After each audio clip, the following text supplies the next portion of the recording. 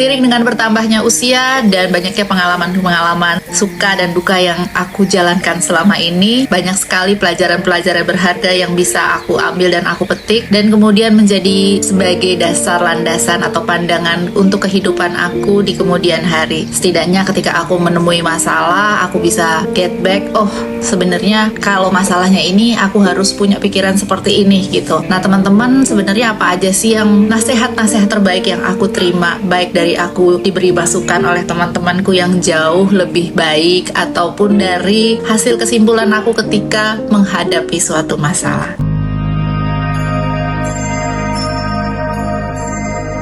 Atma, namaste. Saya Fani Chandra. Halo teman-teman semua, apa kabar? Semoga semuanya selalu dalam keadaan yang sehat dan selalu dalam lindungan Tuhan. Nasihat terbaik yang pertama yang aku simpulkan adalah be netral atau tidak memihak. Ketika kita bisa menjadi lebih netral, tidak memihak ke satu orang atau orang yang ini, atau tidak menyalahkan suatu kondisi, maka kita bisa mengambil keputusan dengan jauh lebih bijaksana. Jadi bisa melihat masalahnya dan memetik pelajarannya dengan lebih jernih. Hal ini mengubah pandangan aku, hal ini membuat aku lebih wise dalam memutuskan suatu masalah atau melihat suatu kondisi, sehingga aku cepat get back lagi untuk belajar lagi atau untuk memperbaiki hal yang sudah salah gitu ya, baik masalahnya maupun kondisinya. Jadi aku cepat bisa ngelihat, oh harusnya seperti ini, seperti ini, seperti ini, tanpa egois karena kita ingin menyalahkan sesuatu atau seseorang. Dengan menjadi netral, akhirnya kita bisa berdiri di tengah dan fokus untuk menyelesaikan masalahnya. Hal ini adalah hal terbaik yang aku terima dari sering menyalahkan seseorang atau sering menyalahkan suatu kondisi. Oke, yang kedua adalah berserah. Ketika aku merasakan bahwa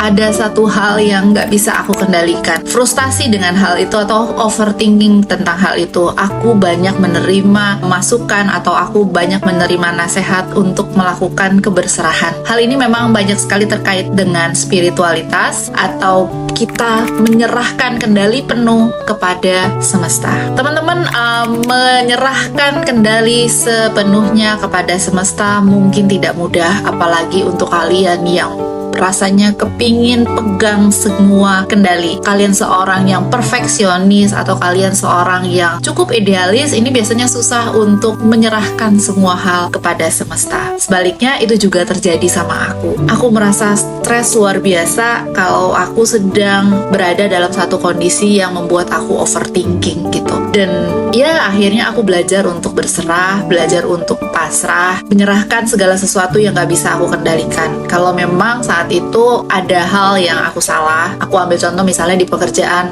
aku tahu bahwa ini memang kesalahanku, pikiran sudah macam-macam, tapi sebetulnya tidak ada intensi aku untuk berbuat kesalahan. Maksudnya adalah kesalahan itu terjadi karena sesuatu ketidaksengajaan yang gak bisa lagi aku perbaiki. Yang hanya bisa aku lakukan adalah satu, minta maaf dan berusaha untuk tidak mengulangi. Tetapi ketakutan aku biasanya sangat tinggi ya, sangat overthinking, terdipecat apa enggak nih, misalnya seperti itu. Akhirnya disinilah aku di beberapa tahun terakhir ini mulai mempelajari apa itu keberserahan. Jadi deg-degannya kita nih biasanya mulai diatur gitu. Aku mulai mengatur deg-degannya aku, overthinkingnya aku, bahwa Tuhanlah yang mengatur segalanya, semestalah yang mengatur segalanya. Aku serahkan segalanya kepadanya dan aku hanya bisa berusaha dengan maksimal. Ketika itu terjadi, hatiku menjadi lebih tenang karena aku tahu segala akibat terburuk pun yang aku terima, pasti Tuhan sudah merencanakan sesuatu hal lagi yang terbaik bagi hidupku. Jadi aku sangat memegang juga nasihat ini, teman-teman.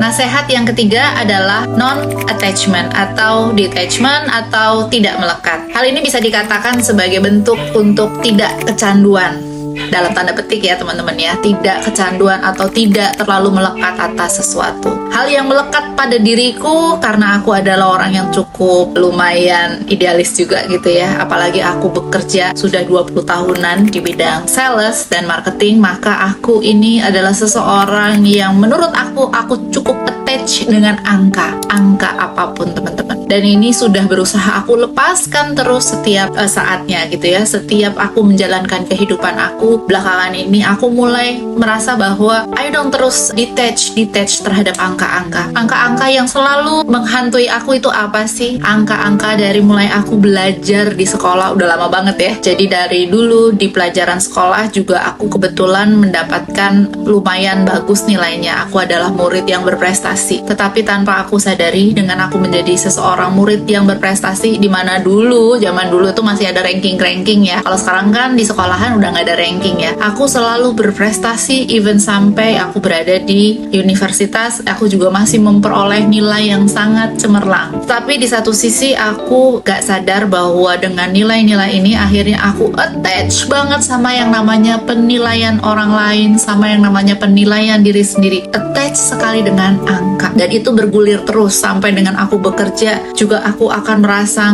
worry kalau misalnya ada karyawan lain gitu ya, ada teman aku yang misalnya penjualannya lebih tinggi gitu. Angka-angka, cuman angka-angka di sosial media itu juga aku perhatikan. Kok ketika aku posting ini likes cuma segini ya. Aku pernah di masa itu. Kenapa? Karena aku attach sekali dengan angka atau attach sekali dengan penilaian orang. Nah, ini yang gak bagus. Maka dari itu ya memang ini juga adalah nasihat terbaik untuk diriku, di mana aku mulai melepaskan hal-hal itu. Aku mulai mengurangi, aku mulai tidak peduli dengan angka-angka, tetap bertanggung jawab, tetapi biarkan hasilnya seperti apa, kita hanya bisa untuk berusaha semaksimal mungkin aja kalau memang itu sesuatu yang kita usahakan ya, seperti pekerjaan, penjualan gitu, sales. Tetapi kalau untuk sekedar posting, sekedar apa, aku sudah tidak peduli lagi. Mungkin itu yang membuat aku menjadi sedikit lebih lega. Nah, teman-teman, kalau bentuk attachment-nya aku tadi menurut aku adalah angka. Soal nominal uang yang aku punya. Jadi semua soal angka. Sebaiknya kamu juga mencari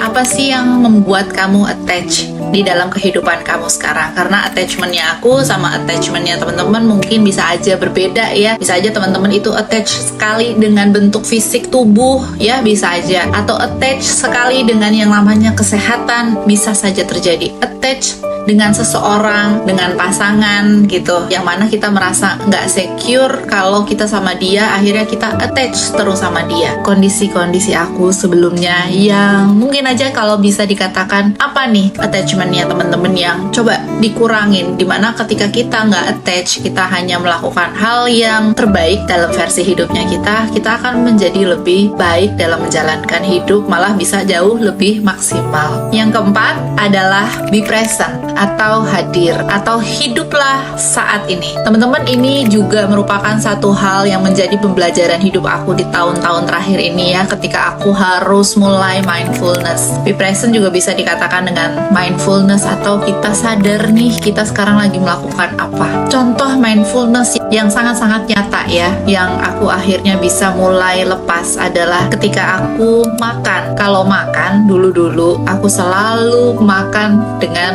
pegang handphone. Aku selalu makan dengan berbicara dengan orang lain. Aku tidak tahu dan tidak begitu menikmati makanannya, nggak bisa feeling ini makanannya enak apa enggak sih gitu ya. After kita makan, lalu misalnya aku bertanya pada diriku sendiri, tadi makanannya enak nggak sih? Kayak aku nggak tahu, lupa tadi makanan itu sebenarnya enak apa enggak sih, atau makanan enak juga aku nggak menikmati, biasa-biasa aja. Karena apa? Karena aku nggak ada di situ ketika makan. Pikiran kemana-mana, pikiran ke dalam handphone, atau pikiran sedang tetap di pekerjaan, tetap di keluarga, overthinking terhadap sesuatu, dimana nggak bisa makan dengan baik. Ini contohnya ya teman-teman. Nah, di sini adalah contoh bahwa makan aja kita nggak bisa mindful gitu, gimana yang lain. Nah, makanya aku mulai belajar untuk bisa mindful di semua hal yang sedang aku jalankan saat ini. Misalnya aku sedang bekerja, ya udah bekerja dan fokus di pekerjaan itu bener-bener tanpa aku menggubris yang lain. Atau ketika aku sedang pijet refleksi, nggak ada pijet refleksi, masih sambil lihat handphone atau apapun apa, fokus langsung merasakan pijatan lembut dari si mbak refleksi misalnya ya teman-teman. Sehingga hal ini membuat aku menjadi lebih menyadari bahwa aku bersyukur atas kehidupan yang aku punya.